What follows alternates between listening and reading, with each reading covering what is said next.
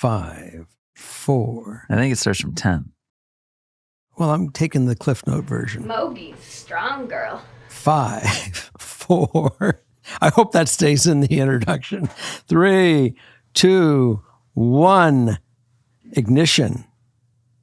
Take off. Lift off. For where? Whatever it is. Let's launch. What are we launching? We're launching this week's episode of Father Knows Something, starring today Mr. Justin, the memory of our loved one over here, Miss Holly, and Dad, because we're at Dad's Fix-It Shop. Morgan is over off in right field. You may have caught her, unless she clips it out, of her carrying the ottoman through the picture. That was kind of cool. Yeah. And I heard a kind of like a soft thing that the theme tonight is going to be resentment. Are you sure? No, I thought I heard something like that. I'm not sure. That's all you got? No other updates? Nothing? I will go move on to updates. You bet. No, do you have any other updates? We had a beautiful day today. We certainly, I got up early this morning, all excited because I knew today was going to be, the group tea. Yes. And I was so excited that I got in the car and I thought I would leave my phone kind of like on the dash in its like little rack. And I'd press the button and I would, say, I've just left the house. I'm on my way. Morgan said, 11 o'clock. And I said, I'm going to be there early. This will be great. And Matt calls me that apparently I pressed the button to do it live. So I guess everybody was getting rung all over the world. Really? That I was doing this live update. And he goes, we can't understand one thing you're saying. And so I said, okay. I go, how do I delete that? He says, it's too late. It's already gone. I go, I really turned into my dad. I'm so technically screwed up. No. This is just not, where I used to be. I mean, I was right on the dime on everything like you guys. And it just happens. You can't help yourself. And then I pulled over and I said, I'm going to record it first. And then I'm going to go on and I'm going to put it up there on Instagram. And I did. And that went fine. Matt called me back and says, that one worked. Okay, good. And then I called Morgan, said, I'm on my way. And she says, no. I'm just waking up. It's an hour later. It's going to be, so I said 12 o'clock. And I go, oh, now I got everyone chiming in at 11 o'clock. I better go, do another video. So I shot another video that I'm an hour off. It's going to be at 12 o'clock. And I realized then we got there. Morgan says, no, we're doing it at 11 o'clock. Just not you're not doing it at 11 o'clock. You're going to come in an hour later. And now I really feel bad because I gave all this bad information to everybody. So I really, jacked the day for people that, that may have wanted to, be on early. But we had a great show. We did go on. I stayed to 2:30 and we just had a great time after you guys left. Hey, we had a good time while we were there. Yep. And I did not go back to do my stuff at the hangar. I actually went to your couch, you had the Olympics on. I passed out. You guys went to go deal with the horse and then to go see Bo. And I took a nap. Okay. That's the update. There you have it. And what about you? Well, that doesn't matter. We're going to go into the theme. The theme is resentment. Letting go of resentment. Letting go, because resentment is very negative. Nothing good comes from resentment. It takes a lot out of you. It makes you sick. It has its toxicity. And we do not need toxicity in our life. No room for it. No. Okay, let's go.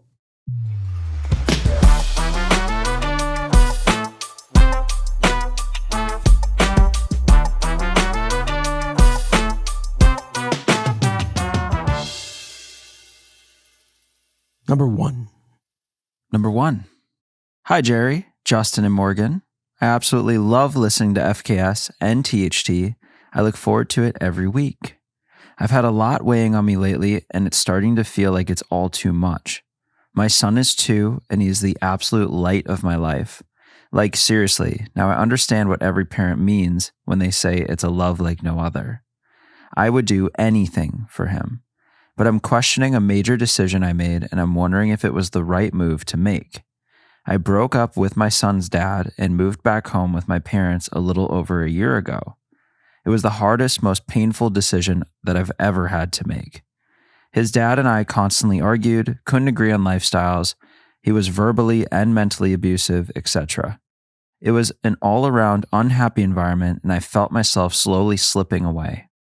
I thought that leaving and creating a healthy co-parenting dynamic would be the best, but boy, was I wrong. What was she wrong in which way? Once his dad stopped begging for me back, his remorse turned to pure hate. I mean, truly evil, spiteful hate towards me. He has called me just about every name under the sun, from a terrible mother to a whore, bitch. You guys can imagine where it goes, saying that he would hate if I were his mother and feels so bad for our son, etc. He told me that our son will never forgive me for breaking up his home. It got so bad that we had to get lawyers involved, and we now have equal 50-50 custody, and it absolutely kills me inside. My lawyer has gone back and forth with him regarding his behavior, but nothing comes of it, and all they cared about was getting a schedule in place, not the BS drama that happens between the mom and the dad, as long as it's not physical. The system is truly broken. Only seeing your young child half the time is an immense pain that I truly wouldn't wish on my worst enemy. I feel so guilty, like maybe I should have just stayed so my baby doesn't have to go between two homes at such a young age. I miss him so much when he's not with me that my chest physically hurts. I feel like I'm doing an awful job at being a parent because of this, and I'm worried about how it may affect my son as he grows. I'm worried that he will develop resentment towards me for it, and I'm worried about what his dad may say about me in front of him when I'm not around. I would never do that because I realize how damaging that could be for our son, but his dad truly doesn't care about anything but hurting me the way I hurt him. His exact words. All I wanted was for his dad to accept that we aren't good together as a couple and that we should focus on a happy and healthy co-parent relationship, but it has been the furthest from that. My son's dad despises me and has made every day a living hell for the past year. I'm just so tired, stressed, and full of what I think may be regret. I feel selfish as if I put my own feelings above my son's, and now I don't know what to do from here. You did everything right. I mean, I'm only giving you my answer and response from living this in my life with family members, watching what's happened with my kids. And the answer really was you had no option but to do what you did. End of story. So let's not second guess that. That one's done.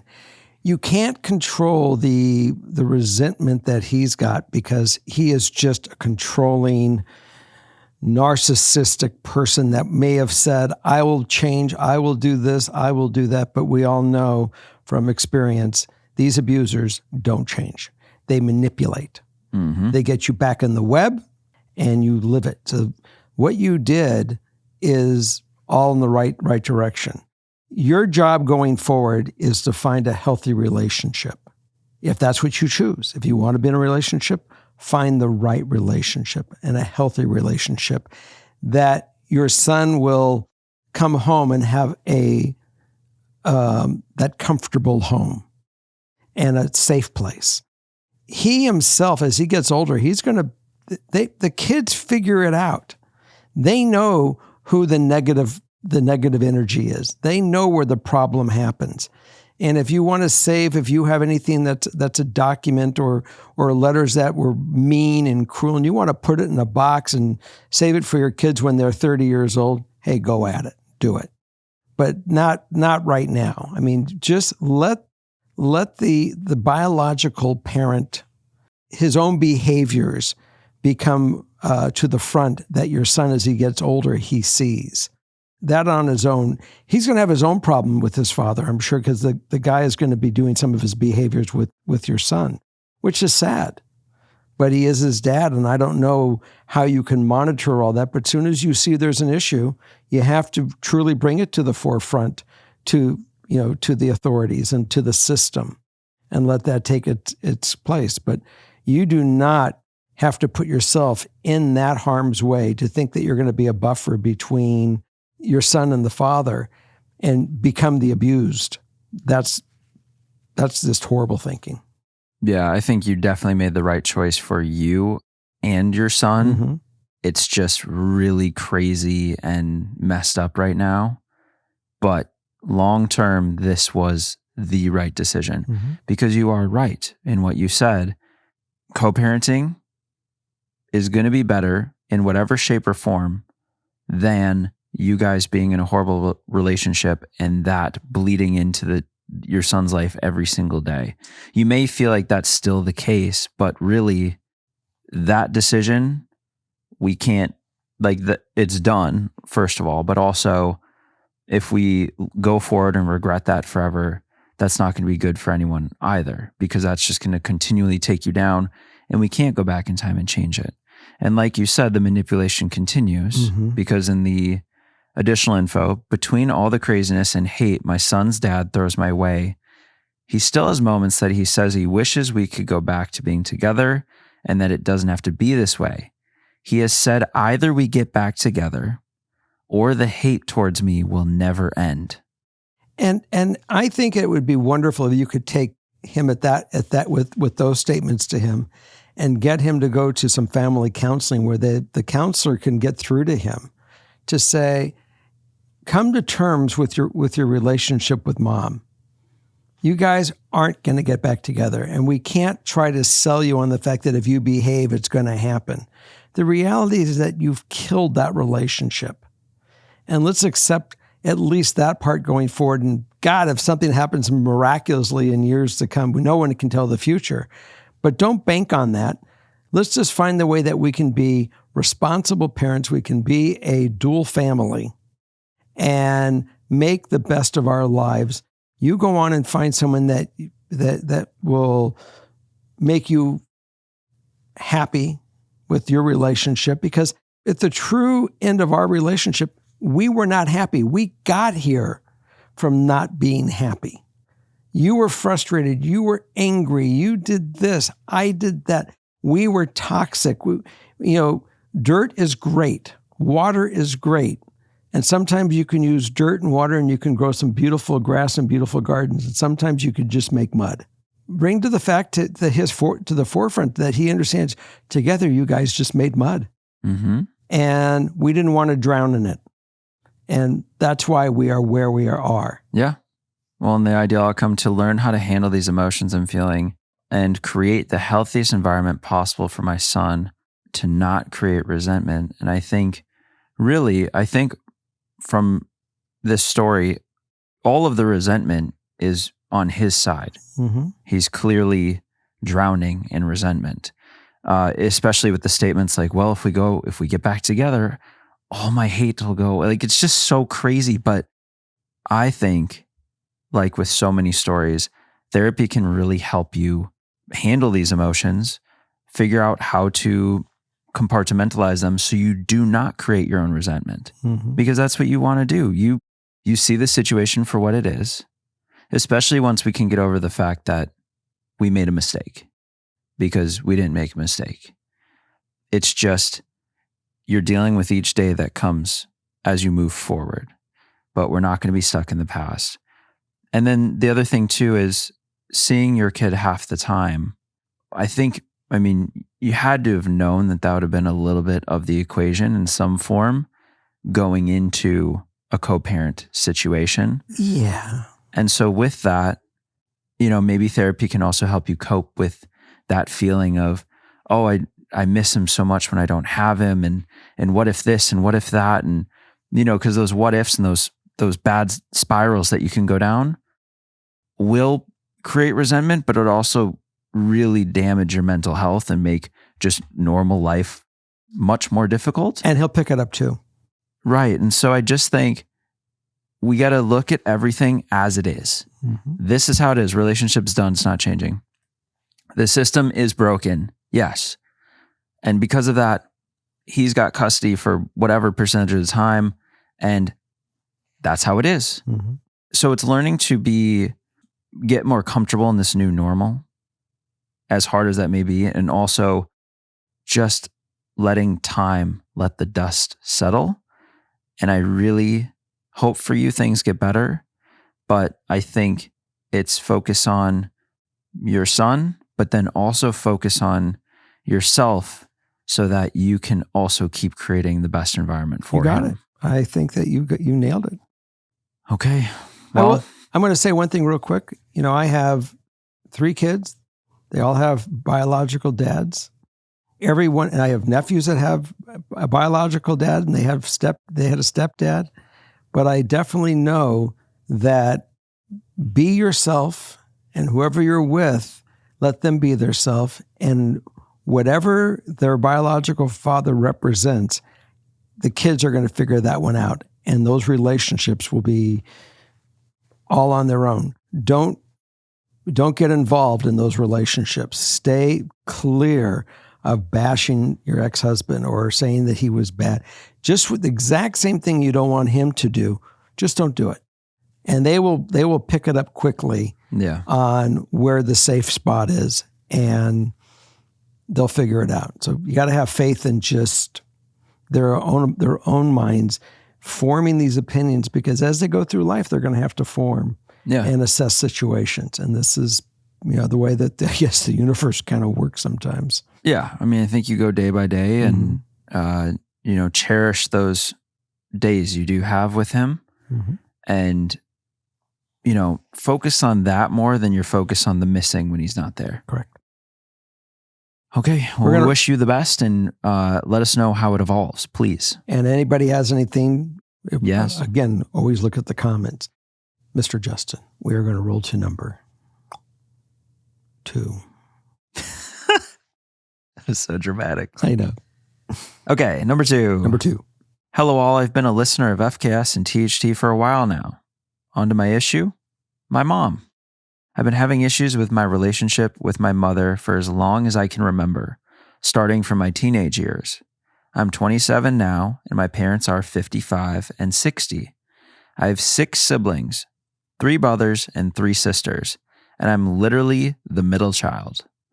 As I've become a mother myself, my relationship with my mom hasn't really progressed.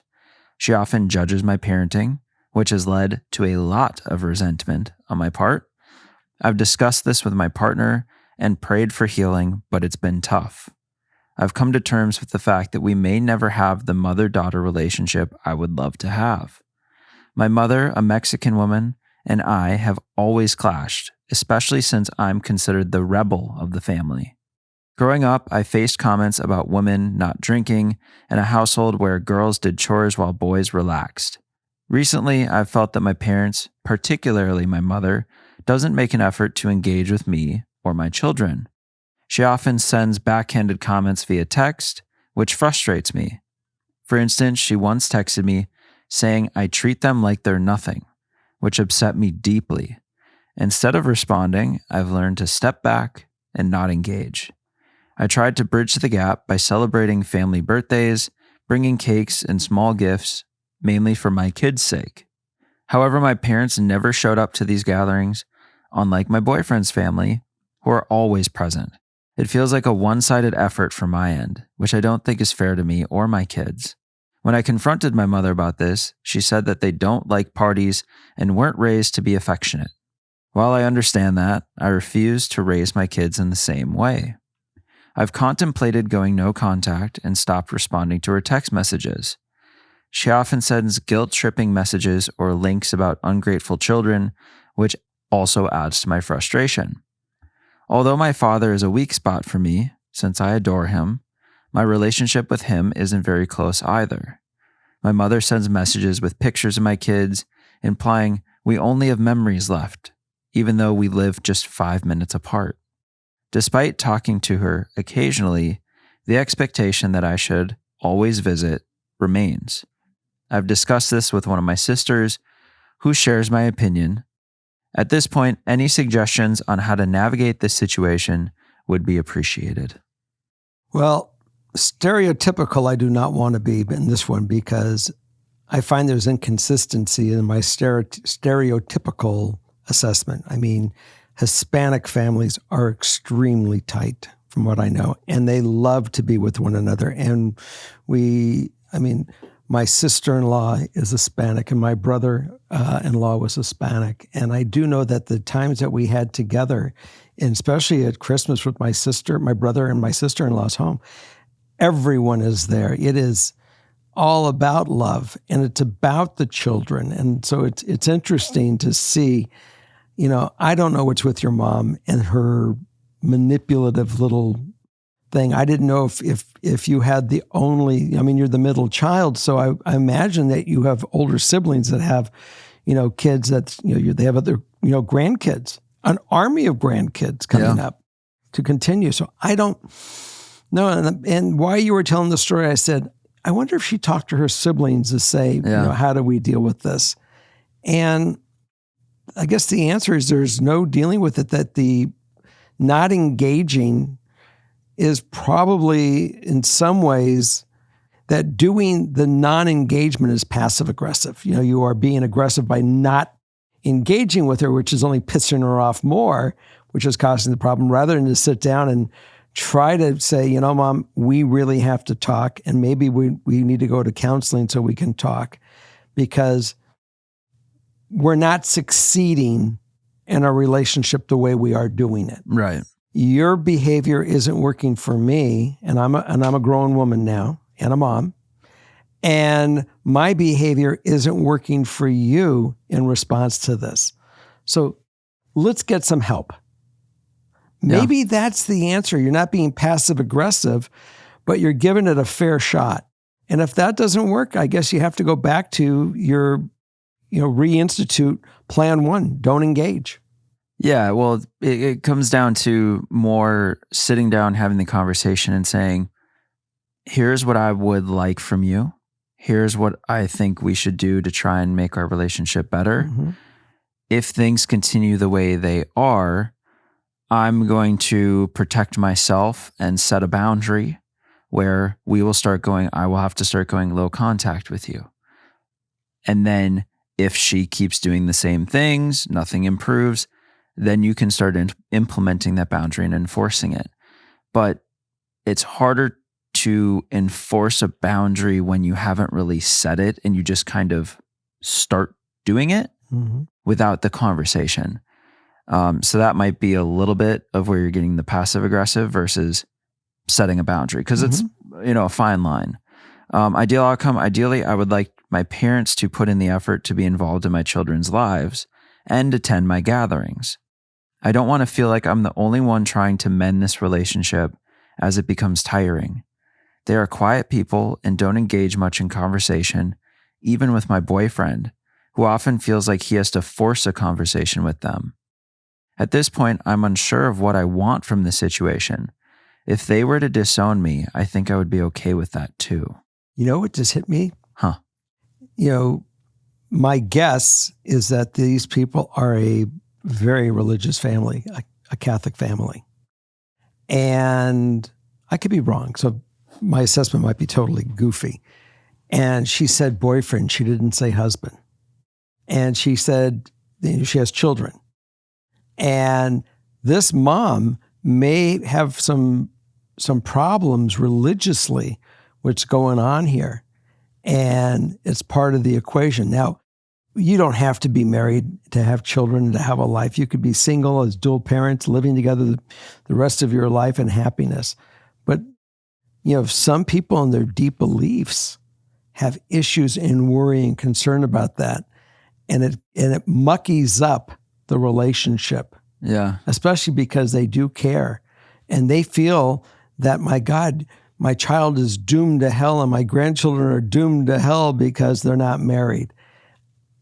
I'm not telling you to get married. I'm not telling you not to get married. No, but you're saying that may be the cause of the mom's I'm trying to behavior. See what the root is, and to consider some of these. There's obviously something going on because it's just not normal. Well, it's interesting you bring that up. Additional info. Yeah. Often I don't like being told what to do and prefer to create my own path.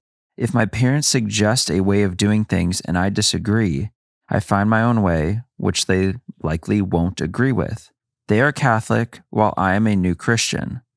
My boyfriend is Christian, and that's how we will be raising our children, which I'm sure my parents, mom, will also disapprove of. So, Bingo. well, maybe that's the whole thing. Maybe it's not, but it's definitely a factor, and it definitely falls in line with the rest of all these things. Mm-hmm. I wouldn't be surprised if there's, a collection of reasons, but. And I have another question. Yep. A Christian and a Catholic are all followers of Jesus, that he is the Son of God. And it's really one religion. It might be a different way of customs within it, but aren't you all still Christians? I don't know. So maybe it might be involving the priest or a preacher or someone that can help them bridge the gap in some of the understanding with mom and her beliefs, that can come up to some kind of conservative rather than an orthodox lifestyle or way of reasoning, processing this. Yeah, just looking at it in a different way, trying to do it, yeah. Maybe you can get some help there that will help mend this holy war that's going on in your own home. Well, and, hopefully there's people out there listening that are like, oh my God, I've dealt with this. Here's, because sometimes we can just be, pulling ideas out like, oh, this and that. And someone's like, nope, I've done this. Here's what I did, and it changed my life. So here's where you go refer to your brothers and sister in the comments and see what they have to say. Okay. Maybe we move on next. Yes. One of this week's partners is HelloFresh. We are really trying to eat healthy and make good quality food this summer, which is the time of year where you don't want to spend a lot of time in the kitchen and you can resort to some not so good options. Which is where HelloFresh comes in. With HelloFresh, you get farm fresh, pre-portioned ingredients and seasonal recipes delivered right to your doorstep. So you can skip those annoying trips to the grocery store and count on HelloFresh to make home cooking easy, fun, and affordable. That's why it's America's #1 meal kit. HelloFresh has their biggest menu yet right now. There's over 50 recipes and even more market items to choose from each week. And my favorite part, because it's summer, you don't want to be in the kitchen with a hot stove and oven all day long. HelloFresh has weekly menu features that are ready in just 20 minutes or less. And I feel like I've gotten pretty good at cooking these HelloFresh meals. You're not too shabby. I mean, they don't make it hard, but pretty easy to follow. But it does help you learn how to cook in a very efficient way. So if you're ready to try it for yourself, go to HelloFresh.com/FKSapps for free appetizers for life. 1 appetizer item per box while subscription is active. That's free appetizers for life at HelloFresh.com/FKSapps. Link is also in the description. Are we going to go on to number 3? Trigger warning. Yep. Does mention fertility struggles and abuse. Okay. Hi, Jerry, Morgan, and Justin. I have a very strained relationship with my family, so it is always refreshing to listen to your advice. Now for why I'm writing in. I, 27 female, am divorced from my first husband, 30 male. We share 2 children, 5 female and 3 male, both who are developmentally disabled. My daughter has autism, and my son has global cognitive delay with an unknown cause. I have full custody of them, while my ex has visitation rights if I am present due to severe neglect on his end in the past.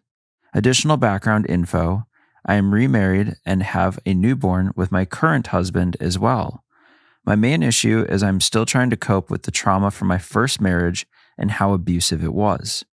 While my ex is basically non-existent in mine or my kids' lives, when he does pop up or his family does, it is incredibly hard for me to handle as I am genuinely scared or panicked when near him. As for interacting with his family, it has the opposite effect, and I feel like my rage and anger becomes overwhelming inside. I had chosen to keep the abuse and other issues from that marriage private. Only my therapist, current husband, and 2 closest friends know about everything I went through during those 6 years. But the longer things go on, the harder I am finding it to keep quiet when people are constantly insinuating that he is the victim in this. Just a few examples of what the kids and I went through for context. Him randomly ghosting me for 3 months in the first year of our marriage after I miscarried. leaving me to pay all of our bills by myself when I could not afford them on my own, giving me an STD while pregnant with my daughter and not informing me. I found out in the doctor's office with him there. He has never given me a firm answer as to who gave it to him or when it happened. He was my first, so he didn't even try to pin the blame on me because he knew he couldn't. Found out he has another child that is a few years older than my daughter when my son was 2 months old. So 5 years into our marriage, I am finding out he has been hiding this other child. I only found out by snooping through his phone and finding out he had been sending the mom money the entire time we were together. These are just a few of the things he did, not even to mention the horrible neglect anytime the kids were left alone with him. He would leave them in the same dirty diapers for the entire time he watched them, would forget to feed them or give them anything to drink, and would put them down for a nap after they'd only been up for an hour just to go play video games. Not to mention the verbal, emotional, and psychological abuse I suffered. At the end of the day, I so selfishly just want to air out his dirty laundry and never let him back into our lives. All of my support systems want me to do this, and in my opinion, kind of egg me on to tell people what he's done. But two main things have stopped me from doing this. One, I'm an incredibly passive person who would let just about anyone walk all over me. And two, I don't want my selfish feelings to affect my children. Even though neither of them view him as their father, and both refer to my current husband as dad, it would eat me up inside if my resentment was the reason they do not have a relationship with my ex. This is a really long post, and I guess what I really want advice on is how do I cope with my selfish feelings while still leaving the door open for him to have a relationship with my children? How do I feel like I have validated my feelings without stooping to the level of being petty and airing out his dirty laundry? Or am I a horrible person if I do share some of my experience? Thank you all for taking the time to read my story, and I appreciate any advice. Much love. It doesn't take a lot to put a puzzle together. And by knowing just what you said and some of the things of what is going on in your life, you don't have to give me any more graphics. I got a clear picture of what your life was and how we got to where you are today. My biggest thing is that, there's no fixing what this guy did and what your life was. You just got to go on with your life at this point and not worry about him whatsoever. And the fact that the kids are going to, if he comes in, it goes back to story one. The kids are going to kind of figure this out on their own. Unfortunately, there is just so much damage that has been done. And you just got to let the damage be over and go forward in a positive way. Let it go. This is when you really do let this go, the resentment, because there's no fixing it. There certainly is help. And, and having someone help you get through psychologically what some of this is, but there's no fixing him. And there's no fixing some of the damage that's been, some of the damage that could have been caused to your kids. I just think you have to stay positive and go forward with your life, with your kids and your husband, and ignore the toxicity that their biological father brought into your life. As much as the kids would probably figure this out at some point, I don't see a need to have to protect anyone's view of what this guy was, because he is a monster and it's fine if everyone knows that. I'm really not mad at anyone knowing, especially when there's so many people thinking he's a victim in it, because that's ridiculous. And I don't think it hurts or helps your kids in any way for other people to know what you went through. These aren't selfish. You use the word selfish a lot. And I don't think there's anything selfish about talking about what happened to you. If you feel like you want to tell people and have your feelings validated and have everyone understand that he's like flipping the narrative and making this a whole thing, I don't see a problem with it. It's really what you feel in your heart is the best for you, because I don't think Like the kids will find out either way at some point. Your ideal outcome, to find a balance in feeling like my feelings are validated, that people understand he is truly not the victim in all this, and leaving the door open for my kids to have a relationship with him if they so choose when they're older. Which, yeah, if he doesn't change, who knows, like, who would really want to have a relationship with this guy, even if he was their dad.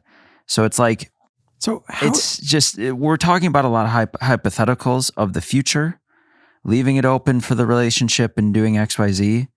But what is best for you now? How important is it to every day in your life to explain to the next person, I lived with an abuser and this is what he did to me. This is the kind of abuse. To tell everybody and keep the story, keep the narrative going, for how long does that help her? I don't know. Maybe it is a help. Maybe it is healthy to keep reliving that and keep sharing it and keep doing it. Or is it healthier just to recognize that he was the abuser? He was the abuser. You know what you went through, and just keep him far away from me. Well, yeah. I'm just saying, do like whatever you feel, because I'm just saying I don't see a problem with telling people if you want to. I wouldn't hold it back to keep his image good, and then, hopefully the kids and him can have a relationship one day. No, I would do what's going to be best for you. And then I'm saying off of that, I don't see that causing major earthquakes for your kids or for anyone really. So I just want you to do what's best for you. At the bottom here, I have Morgan's take: air out the dirty laundry. He doesn't deserve to be viewed as a victim, and it's better your kids don't have a relationship with him anyway. Mm-hmm. So it comes down to what you're feeling, and just, one day if it's boiling over, tell someone what happened if you want to, but don't hold it back for him. It's certainly the reality. I definitely believe in reality, but at the point you have to go on with your life with it and not let anyone control it, and not let the circumstance control your life. Be happy with your new life and thank God that you're done with the son of a bitch. Yep. Looking forward. Okay. All right. Moving on to number 4. Another one of this week's partners is Dipsea. Where are all my romance lovers? My ACOTAR, 50 Shades of Grey, Beach Read, The Spanish Love Deception readers. Where are you guys? And are you ready to try spicy audio? Because that's where Dipsea comes in. Dipsea has over 1,000 spicy audiobooks, all crafted by a team of professional writers and top-tier narrators. From dragons to rugged cowboys, maybe a Scottish sailor, maybe a professor. Very smut. You're going to find whatever tickles your fancy at Dipsea. And you're never going to get bored. They have new chapters and stories released every week. So you'll have your favorites, but always find something to enjoy. And enjoy, whether that's with yourself, on a beach, listening to waves and the story, or with a partner, trying to spice things up a little bit as you get in the mood. Dipsea can be whatever you want it to be. If you're ready to try it for yourself, for listeners of this show, Dipsea is offering an extended 30-day free trial when you go to dipseastories.com/FKS. That's 30 days of full access for free when you go to DIPSEA stories.com/FKS. Dipseastories.com/FKS. Okay, number 4. Hi, FKS crew. You guys are truly a blessing, and it is so wonderful to hear all of the ways you have helped fellow listeners with struggles in their lives. I need some advice regarding some resentment I am feeling toward my parents. I, 26 female, have been struggling with my relationship with my parents, mom, 44 female, and stepdad, 40 male, since their recent move from Oregon to Texas. I do not have a relationship with my bio dad or his side of my family, so I already feel like I don't have much family anymore.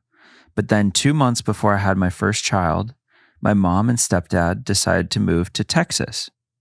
I have a younger sister, 23 female, that has lived in Colorado for 5 years now due to her husband being in the military, and they have 2 children, 3 female and 2 male. My parents have been talking about moving out of Oregon as the cost of living is so high and they feel as though it does not align with their political views. So they decided Texas was where they wanted to move. Then in April of 2023, I found out I was pregnant with my first child. My parents had yet to get a house or jobs out of state, so I was hoping that since I was pregnant, that would be a reason to get them to stay in Oregon. But in October of 23, they decided to make it official and move. I had my baby in December of 2023, and my mom came back to visit for less than a week to meet my baby. It absolutely broke my heart that she did not stay for longer. I feel like that is when my feelings of sadness started to shift to anger at the fact that they have left to move to Texas. I can't help but feel so mad that they left me at one of the most important moments in my life. Almost every girl wants to be able to count on her mom, of all people, to help guide her during the adjustment of becoming a new mom, but mine is not there. Thank goodness for FaceTime, but it still is just not the same. My parents were hoping that my husband, 26 male, and I would follow them and make the move to Texas as well. But before they left, we explained that it is just not somewhere we would like to live, but they're still trying to persuade us to move there. It has now been 6 months since they have been gone, and I feel the resentment is continuing to build. They recently came back to Oregon to visit for a week, and upon their departure, I've begun to feel as though I do not want to continue to have a relationship with them. Am I being dramatic, and should I just suck it up as they were such young parents and they deserve to live their own life? Or am I justified in my way of feeling as they have abandoned me? I've struggled my whole life with abandonment issues and PTSD for trauma related to my bio dad. My parents had me when they were 17 years old, and my stepdad came into my life when I was only 4. So it has definitely been a struggle growing up, but I always have been super close with my mom, and she has always told me I was her best friend, and we basically grew up together. Yet that almost makes it worse to feel as she has left me. I wanted her to have a good relationship with my son, as it's been hard for her not having my niece and nephew close due to my sister being out of state. But then my mom left before my baby was even born. How do I navigate this tough situation? Any advice is greatly appreciated. I do recognize that when people leave the nest and they get married and they start having a family, that's your new castle. That's your kingdom. And your parents, as much as they're a part of your daily life growing up, they are really, again, this is your new small kingdom. And they have their kingdom and they have their life. And it's wonderful that you want them to be a part of your daily life and enjoy their grandchild and certainly be there for you to help with this child. But I can see their side as well. And going on with their life and doing what they can afford and what they feel that they want to do in this next chapter. The fact they want to have you come join them is a nice invitation, but we got to watch out from invitations to control. You can't have them control you, and you can't control them. This is a thing where, again, you're in your new kingdom. This is your chance to find your friends, your life. You and your husbands are going to have your own existence. And when your parents can raindrop in and share some of these moments with you, that's good. But their life is now theirs to live. Some people may totally disagree with me, and I get that. And some people may, say, bravo, we like your thought. These are opinions. And it doesn't make anybody right. It's only what's right for you. And I'm sorry that your mom has moved away and has not really joined you to be your right hand in being a part of this, these first few months or year or lifetime with you in the same thing. But she's within her world with her husband now, and they're going to the next chapter in their life. Yeah. So try to take that view and not take it to be angry with them, but to just accept that it's time for them to have their time. And you have your time with your husband, and you explore and raise your children without everybody else's opinion and without everyone else's control, and do your thing and have a great time. Yeah. I think it's really hard sometimes when you set up these visions of the future in your head. Mm-hmm. You know, you dream of it always being this way. Mm-hmm. You think of that most classically with weddings. Oh, I always wanted a big wedding, and I wanted this there and that there and this. And, you know, you grow up dreaming of these different things. Mm-hmm. Oh, one day I'm going to have this and that. And when life doesn't turn out kind of the way you pre-planned it in your mind or the way you dreamt it, or Mm-hmm. it can be really tough and changes. I mean, this is a major change, you know. It's cool living near family, you know, especially when all of the family lives close. It's great for holidays. You can really interact weekly. I mean, you could have a weekly, Mm-hmm. you know, dinner at grandpa's house or whatever. Just, Mm-hmm. it is really nice. And, you know, I know a lot of this is fueled by kind of these abandonment issues and some of the PTSD from the trauma with your bio dad. Mm-hmm. I'd be curious if you've gone to therapy to work on that, and also continue or start going now to see how that's connecting you to this, and why this has been kind of such a difficult change to where it doesn't seem to be getting better with time. It seems to be getting worse. The resentment's building. And even when they come again to visit, when they leave, you're almost considering no contact. So I'm curious, you know, why is it building and getting worse? Mm-hmm. And if it really gets to that, I think it's similar to the last story in the sense that maybe you've had the big sit down talk, maybe you haven't. The problem is they're making a justified choice.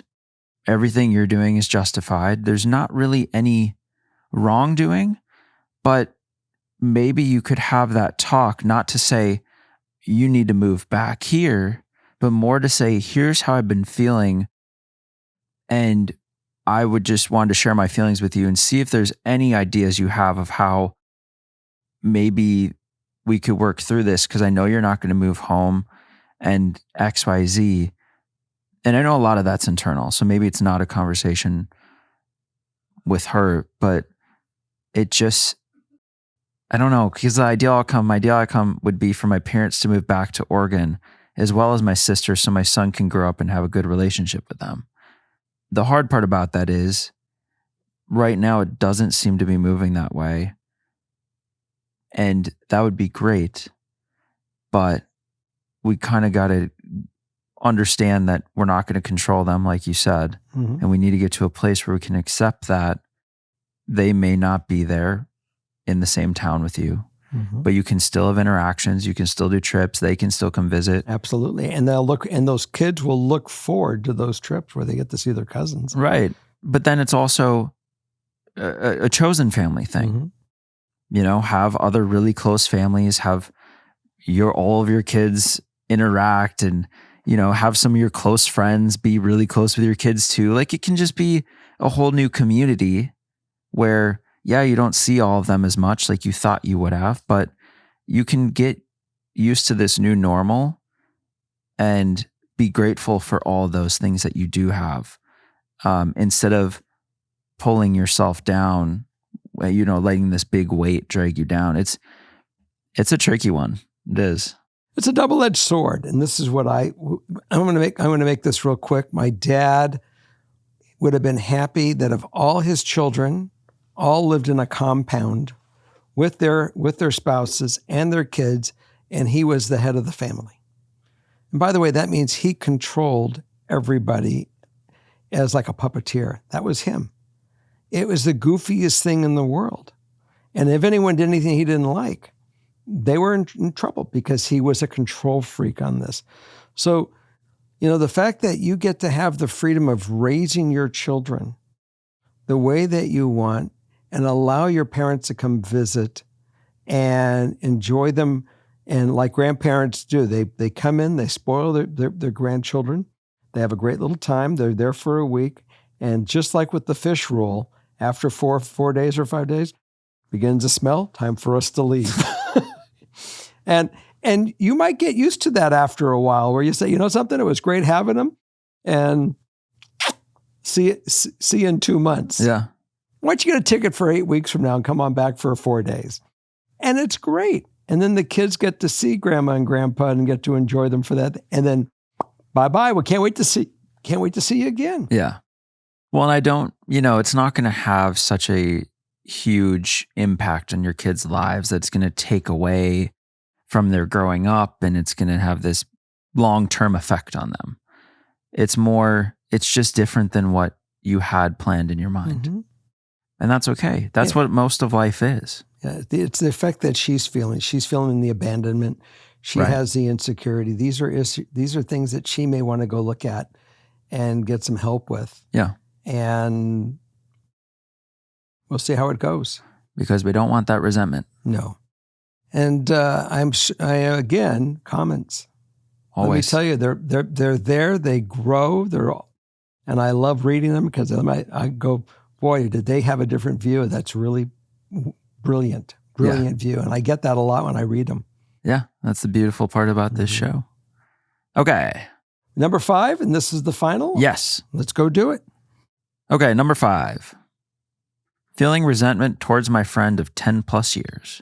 Am I justified in my feelings? Hi, Dad, Morgan, Justin. Thank you so much for choosing to read my story. I've been listening to Two Hot Takes and Father Knows for a really long time, and I'm a big fan. I'm also from Minnesota, so I love you guys extra. I appreciate any advice you have for my situation at all. For a little background, I, female 23, have been friends with a friend, Anna, female 21, for over 10 years. We've always been close, but became super close with one other friend for our last 3 years of high school.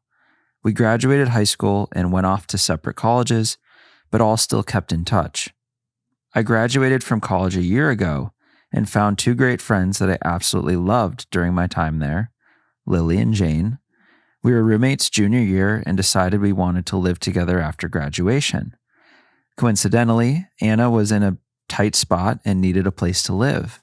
Her family had randomly decided to move out of state, but she had already been accepted into a nursing school in our home state. I managed to convince Lily and Jane to let her live with us at a house we found. The rent was really cheap. There were 4 bedrooms, 1 for each of us. I knew that Anna would fit into our group really well, and it didn't take long before we were all besties. It's been almost a year since living together, and I'm starting to feel really left out by Anna and Jane. Over the course of the year living together, they have become extremely close, like attached at the hip. Lily and I both have boyfriends and work in office, so we are gone from the house quite a bit. Jane works fully remote, and Anna is a college student, so they are both at the house a lot. Part of me is really glad they have each other when Lily and I aren't around, so they don't get lonely. But the other part of me is jealous by how close they've become. There are a couple things that happen that make me feel left out, and usually it is due to things Anna does or says. Sometimes Anna will come knock on Jane's door and talk to her for half an hour. I am right next door, so I hear it, and then she'll either not bother talking to me or pop by for 5 minutes and then leave. Other times, Anna will say things like, "Only Jane and I understand each other," or she'll talk about inside jokes in front of me and Lily. It just feels very cliquey and not inclusive. There have been times when they've DoorDashed food without me after I finished talking about how hungry I was. It's very important to let you know I don't feel like they purposefully try to make me feel left out. They are very sweet girls, and I genuinely don't think they realize that they are doing this. What's bothering me the most is that recently Anna got engaged, and she has asked me to be a bridesmaid and Jane to be her maid of honor. She hasn't even known Jane for a year. I feel like Woody from Toy Story when Andy gets Buzz Lightyear. Is it wrong that I feel hurt by this bridesmaid situation? I understand that just because I've been friends with her for longer doesn't mean I am entitled to be her maid of honor. I understand this, and yet I'm really upset about it. I'm not sure if my feelings are justified or not. I'm having a hard time navigating these weird emotions. It feels like sadness, grief over my friendships, jealousy, and a bit of resentment. I feel like I'm losing my only friends, and what's worse is that I've brought it upon myself by introducing them to each other. I'm starting to dread the thought of living with them for another year and feeling left out and cruddy all the time. I'm unsure what to do. I can feel myself pulling away as a defense mechanism, and it's influencing the way I interact with Jane and Anna. I know the healthy thing to do would be to try to talk to them. I really hate confrontation, though, and don't want to cause any unnecessary drama. You know, when we have friends, we like to make sure our friends have the best of the best. You were the best of the best to bring somebody in the house that needed a home. And your friend, who would have been by herself because you had your boyfriend and you had your life, and your other roommate had her boyfriend and her life, the single roommate would have been by herself and very lonely during this period. So with the help of the universe, you brought you brought the best gift in the world to the two of them, that they were there for each other.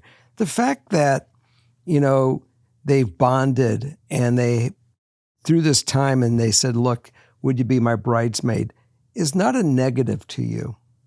The thing is that you brought the best present in the world to each other, where they needed each other at that moment. There's going to be times that it's going to be in the future that only you will have the answer for Anne and to be there for her when she's there. And you will be there because you're a friend. Without expectation, without obligation, that's what a friend is. You're there. And don't worry if someone gets asked an honor, because you have your other honors that you will be there. You have 11 years tucked in the bag. No one's going to take that from you. Mm-hmm. And just be true. Yeah. Be a true friend. Don't have the expectation. Don't worry that if they're sharing, the more that you show that you're secure in your friendship and you're secure as a person, the more they're going to look at you and they're going to be attracted to that, because people are attracted to security, not insecurity. Yeah. Well, and friendships evolve. Mm-hmm. We all hit different life stages at different times. Mm-hmm. Some people start having kids. Some still go out to the bars and party all the time. Mm-hmm. And naturally, those two worlds don't collide as much as they used to. Mm-hmm. But when someone else comes in that aligns with, they're naturally going to get closer. It's just kind of the way of life.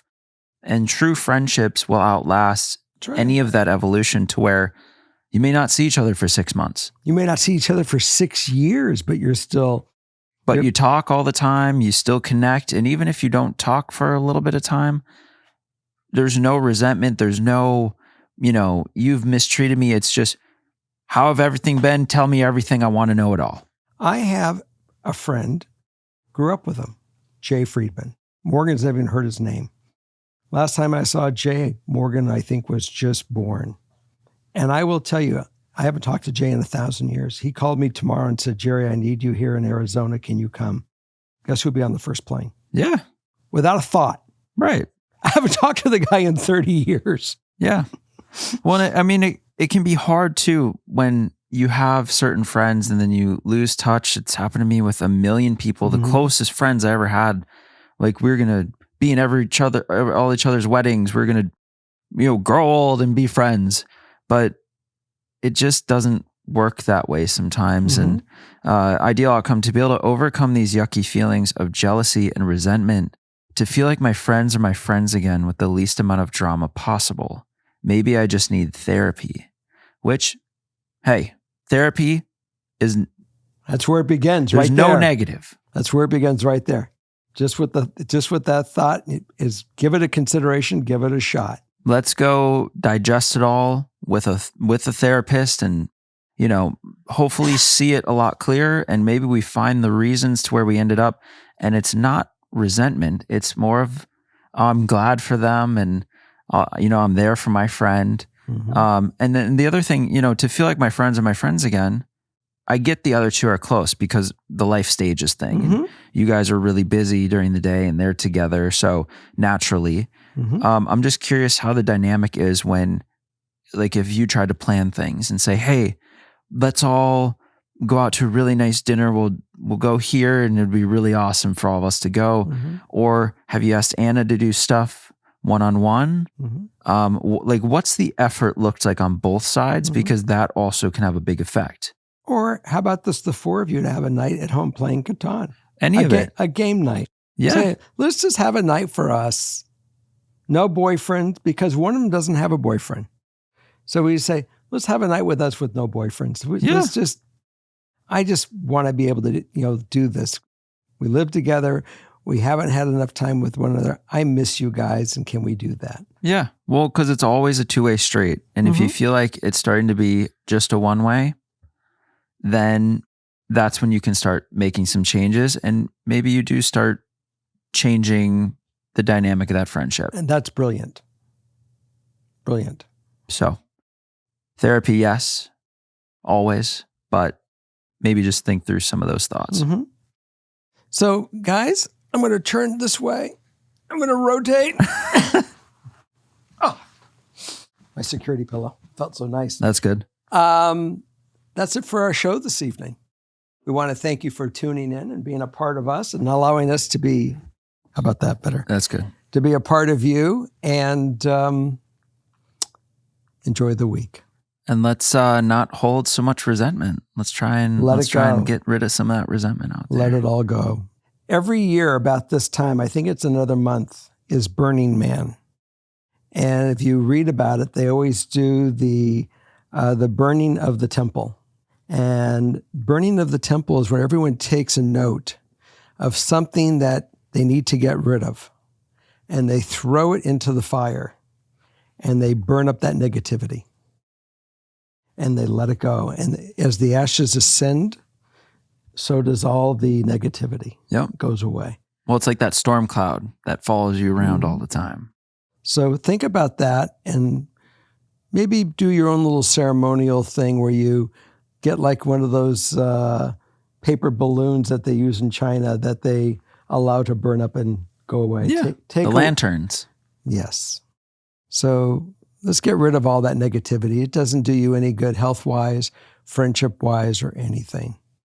Help get yourself pure and happy and a lot lighter. So on that note, good night, everybody. Morgan, you want to scream good night? Bye. She's over there. And I don't know if that really looks exactly like Holly, but there she is. There's our girl. So we love you all and thanks so much. And we'll see you next week. Bye.